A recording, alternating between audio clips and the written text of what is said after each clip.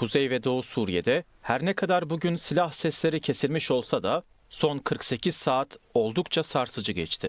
Çetelerin ateşkesi ihlal ederek Çılaga güneyindeki Bakala ve Safa köylerine 7 intihar dronu ile gerçekleştirdiği saldırı, Kobane batısındaki Kasimiya ve Zerkutik köylerinin bombalanması, sahanın her an yeniden alevlenebileceğinin en somut göstergesi. Can ve mal kaybına ilişkin net bilgiler henüz ulaşmasa da Suriye Demokratik Güçleri ve bölgedeki sivil halkın teyakkuz hali en üst seviyede devam ediyor.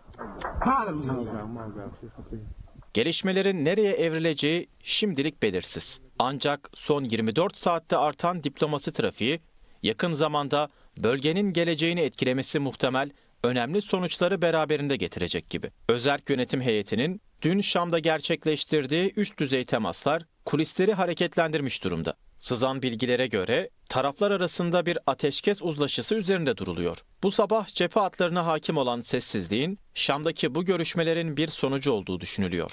Özerk yönetim yetkililerinin gün içinde yapacağı resmi açıklama bölgenin kalıcı bir ateşkese mi yoksa daha büyük bir çatışmaya mı evrileceğini netleştirecek. Suriye sahası sadece yerel aktörlerin değil, küresel güçler açısından da bir satranç tahtasına dönüşmüş durumda. Şam'da görüşmeler sürerken Fransa Dışişleri Bakanı Noel Barrot, Ankara'da mevkidaşı Hakan Fidan ile bir araya geldi. Bu görüşmenin Suriye'nin kuzeyindeki yeni statüko arayışları ile ilgili olduğu tahmin ediliyor.